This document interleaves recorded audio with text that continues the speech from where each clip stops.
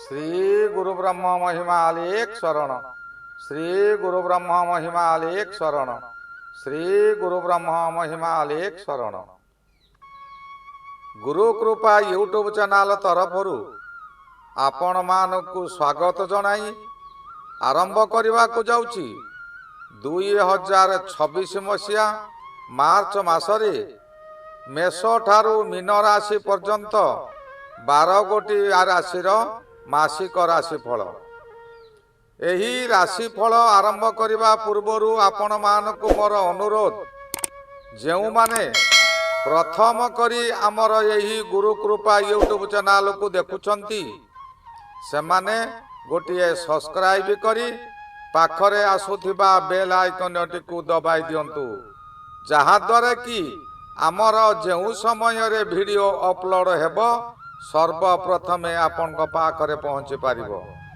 आउरी एइठी गोटाए कथा कहि रखुची, जेउ मानकर विवाह हेउ नाही, बहुत विलंब हेलानी, चाकरी सकाशे बारंबार परीक्षा देई फेल हेउचंती, चाकरी होई पारु नाही, परिवार भितरे स्वामी स्त्रींकर मान मनांतर रहुची, सेमानंकर नाम, जन्म तारीख, जन्म समय और जन्म स्थान एही निम्न रे दिया जाइतिबा मेल आईडी रे लेखि प्रेरण करंतु, जहा द्वारा कि आम्भे ताहा गणना करी आपनकु जणाई देबु।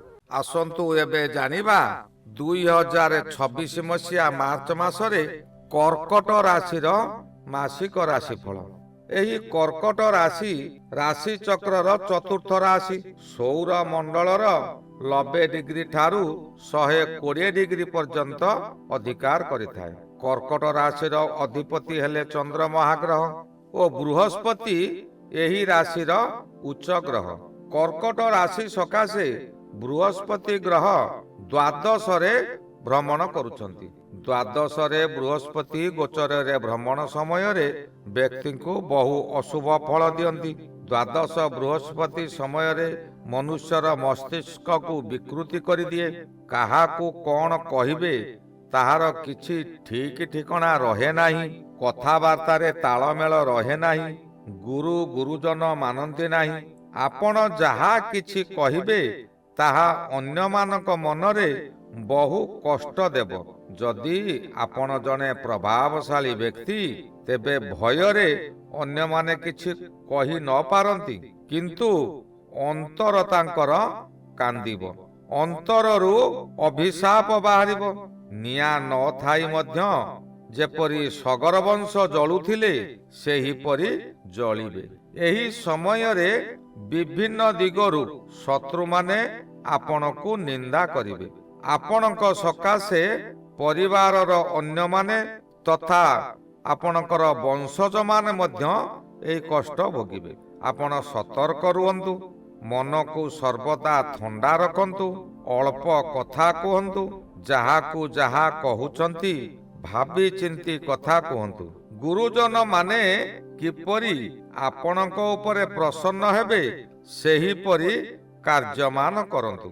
गुरुजन मानकर आशीर्वाद रहिले आपणक देहरे धूली टिके पड़िबो नाही। रवि महाग्रह मास आरंभरु अष्टम रे भ्रमण करुछंती। रवि अष्टम रे भ्रमण समय रे अति अशुभ फल दिए। रवि ग्रह आत्मा ग्रह, आपणकर आत्मा को कलुषित करदेव। आपण भल कथा कहउचंती बोली भाबी जहाकू जहा कहिबे ताहा भल न होई बरं खराब होई जिवो। एही मुखरे अमृत अछि, एही मुखरे विष मध्य अछि। आपण भाबुथिबे मु भल कथा कहूची, किंतु ताहा भल नुहे, अन्य मानकू ताहा बहुत खराब लागिबो। रवि महाग्रह शरीरर अस्थिगत मज्जार अधिकारी, एणु यही समय रे हाड़र मध्य भागरु जंत्रणा हेबो, जहाकि पक्षाघात मध्य करि देई पारे। यही रोगर प्रादुर्भाव सतर्क न रहिले बढ़ी जाई पारे। प्रिय जनक सहित आपणकर यही समय रे मनोमालिन्य हेबो। शरीर असुस्थ थिबा समय रे जिए जहा कहिबे ताहा आपणकू विष परि लागिबो। आपणकर कथाबार्ता मध्य विष परि हेबो। ପରିବାର ମଧ୍ୟରେ ଅଶାନ୍ତି ଲାଗି ରହିବ, ନିଜର ମଥା ବିଚଳିତ ହେବ, ରାତିରେ ନିଦ୍ରା ହେବ ନାହିଁ। ଅନିଦ୍ରା ହେବା କାରଣରୁ ରାସ୍ତାରେ ଯିବା ସମୟରେ ଅନ୍ୟମନସ୍କ ରହିବେ। ରାସ୍ତା ଦୁର୍ଘଟଣା ମଧ୍ୟ ଘଟିପାରେ। ଅଷ୍ଟମ ସ୍ଥାନ ହେଉଛି କାଳପୁରୁଷର ଲିଙ୍ଗ ସ୍ଥାନ। ଏଣୁ ଏହି ସମୟରେ ଲିଙ୍ଗଗତ ସମସ୍ୟା ଦେଖାଦେଇପାରେ। ଆପଣ କୌଣସି ନାରୀ ଦ୍ୱାରା ଅପମାନିତ ହୋଇପାରନ୍ତି। ଆର୍ଥିକ ମେରୁଦଣ୍ଡ ଦୋହଲି ଯିବ। ପୂର୍ବ ସଞ୍ଚିତ ଅର୍ଥ ବ୍ୟୟ କରିଦେବେ। ଏପରି ସମୟ ଆସିବ ଆପଣ ବାଧ୍ୟ ହୋଇ ଋଣ କରି କୌଣସି ଶୁଦ୍ଧି କାର୍ଯ୍ୟରେ ଯୋଗ ଦେବେ। ତଥାପି ଆପଣ ନିଜର ସମ୍ମାନ ପ୍ରତି ସଚେତନ ଥିବେ।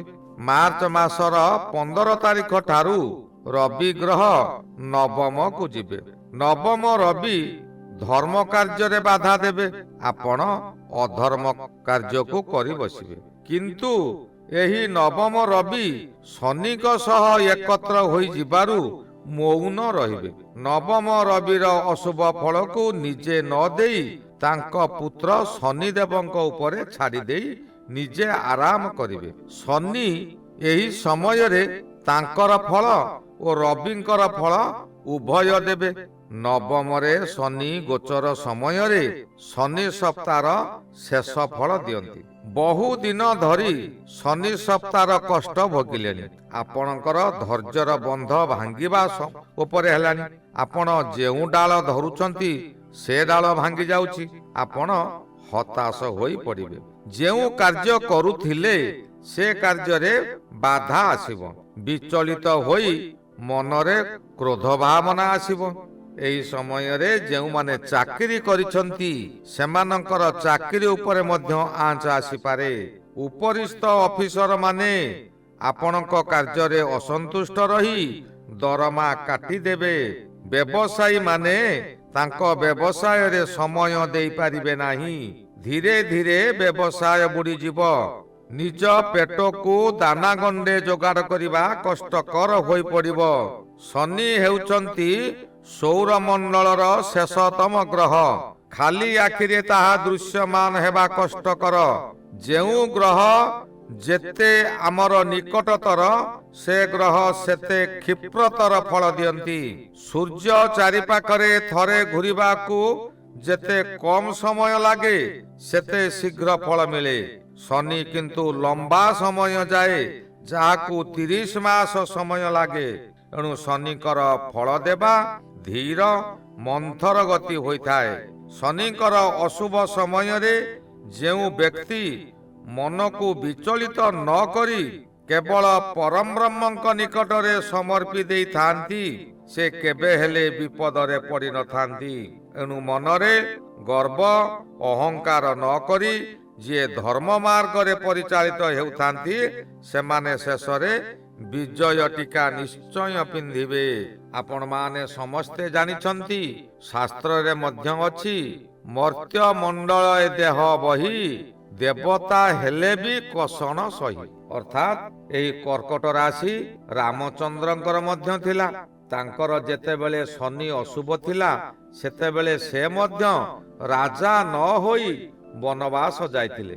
ରାଜ ପୋଷାକ ପିନ୍ଧିବା ବଦଳରେ ଗଛର ବକଳ ପରିଧାନ କରିଥିଲେ। ଆପଣଙ୍କର ଅବସ୍ଥା ସେହିପରି ହୋଇପାରେ, କିନ୍ତୁ ଧୈର୍ଯ୍ୟ ଧରନ୍ତୁ। ରାମଚନ୍ଦ୍ର ଦୀର୍ଘ ବର୍ଷ ବଣ ଜଙ୍ଗଲରେ ବୁଲିଥିଲେ, ନିଜ ସ୍ତ୍ରୀକୁ ହରାଇଥିଲେ, ତଥାପି ସେ ଧର୍ମକୁ ଛାଡ଼ି ନଥିଲେ।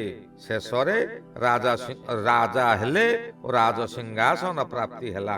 ଏଣୁ ବିପଦ ସମୟରେ ଆପଣ ଧୈର୍ଯ୍ୟହରା ହୁଅନ୍ତୁ ନାହିଁ କିମ୍ବା ଅଧର୍ମ କାର୍ଯ୍ୟ କରନ୍ତୁ ନାହିଁ। ସେ ସମୟରେ ମଧ୍ୟ ରାମଚନ୍ଦ୍ର ଶ୍ମଶାନ କାର୍ଯ୍ୟ କରିଥିଲେ। ଏବେ ଆପଣଙ୍କର ମଧ୍ୟ କୌଣସିଠାରେ ଶ୍ମଶାନ କାର୍ଯ୍ୟ ଶୁଦ୍ଧି କାର୍ଯ୍ୟ ହେବ। ଏହି ସମୟରେ କୌଣସି ଶ୍ମଶାନ କାର୍ଯ୍ୟରେ ଯୋଗ ଦେଲେ ମଧ୍ୟ ତାହା ନିଶ୍ଚୟ ଏକ ଧର୍ମ କାର୍ଯ୍ୟ ହେବ। ପ୍ରବଳ ପ୍ରତାପୀ ରାହୁ ଗ୍ରହ ଅଷ୍ଟମରେ ଅଛନ୍ତି। ମଙ୍ଗଳ ଗ୍ରହ ମଧ୍ୟ ଅଷ୍ଟମରେ। ଉଭୟ ଅତି ଅଶୁଭ। ଜ୍ୟୋତିଷ ଶାସ୍ତ୍ରରେ ଅଛି, ଅଶୁଭ ରାହୁ ଶନିଙ୍କ ପରି କାର୍ଯ୍ୟ କରେ ଓ ଅଶୁଭ କେତୁ ମଙ୍ଗଳଙ୍କ ପରି କାର୍ଯ୍ୟ କରେ। ଏଣୁ ରାହୁ ଓ କେତୁ, ମଙ୍ଗଳ, ଶନି ଏ ସମସ୍ତ ଏକ ହୋଇଯାଇଛନ୍ତି। ରାହୁ ଅଷ୍ଟମରେ ଥିବାରୁ ଶନି ଯାହା ଫଳ ଦେବା କଥା ସେହିପରି ଫଳ ମିଳିବ। ମଙ୍ଗଳ ଅଷ୍ଟମରେ ଅତି ଅଶୁଭ ଫଳ ଦେବେ। ନିଜକୁ ନିଜ ଆୟତରେ ନ ରଖିଲେ ଗଣ୍ଡଗୋଳ ହେବ। ଜମିବାଡ଼ି ବିବାଦ ଲାଗି ରହିବ। ଜମିବାଡ଼ିରେ କେସ୍ ଲାଗିବ, ଯାହା ଦ୍ୱାରା ଆପଣଙ୍କର ମାନହାନି ମଧ୍ୟ ଘଟିପାରେ, ଧନହାନି ଘଟିପାରେ, କିମ୍ବା କୌଣସି କାରଣରୁ ଆପଣଙ୍କର ଆଘାତ ଜନିତ ରକ୍ତପାତ ଘଟିପାରେ। ଭାଇ ଭାଇ ମଧ୍ୟରେ ଗଣ୍ଡଗୋଳ ହେବ। ନିଜର ସନ୍ତାନମାନେ ଅମାନିଆ ହେବେ। ବିଭିନ୍ନ ଦିଗରୁ ବିଭିନ୍ନ ସମସ୍ୟା ମାନ ମୁଣ୍ଡ ଟେକିବ।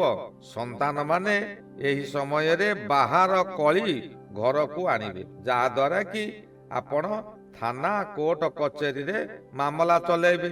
ଆପଣଙ୍କର ଯାହା କିଛି ସାହସ ବଳ ଥିଲା, କି ଧନର ବଳ ଥିଲା, କିମ୍ବା କୌଣସି ବଡ଼ ଲୋକର ହାତ ଥିଲା, ତାହା ଦ୍ୱାରା ଆପଣ ମୁକ୍ତି ପାଇବେ ବୋଲି ଭାବୁଥିଲେ, ତାହା ସବୁ ଫେଲ ମାରିଯିବ। ଯେତେବେଳେ ପର୍ଯ୍ୟନ୍ତ ଏହି ବଳ ଅଛି ବୋଲି ଆପଣ ସାହସ କରୁଥିବେ, ସେ ପର୍ଯ୍ୟନ୍ତ ଆପଣ ଦୁଃଖ ଭୋଗ କରୁଥିବେ। ଯେତେବେଳେ ବନସ୍ତର ମୃଗଣୀ ପରି ଶୂନ୍ୟକୁ ଚାହିଁ ପରମ ବ୍ରହ୍ମଙ୍କର ଶରଣ ନେବେ, ସେ ସମୟରେ ଆପଣଙ୍କର ସମସ୍ତ ଦୁଃଖ କଷ୍ଟ ଦୂର ହୋଇଯିବ ଓ ବିପଦ ଆପଣଙ୍କ ନିକଟରେ ହାର ମାନିଯିବ। ଏହି ଗଲା 2026 ମସିହା ମାର୍ଚ୍ଚ ମାସରେ କର୍କଟ ରାଶିର ମାସିକ ରାଶିଫଳ। ଶ୍ରୀ ଗୁରୁ ବ୍ରହ୍ମ ମହିମା ଆଲେଖ ଶରଣ। ଶ୍ରୀ ଗୁରୁ ବ୍ରହ୍ମ ମହିମା ଆଲେଖ ଶରଣ। ଶ୍ରୀ ଗୁରୁ ବ୍ରହ୍ମ ମହିମା ଆଲେଖ ଶରଣ ଶରଣ ଶରଣ।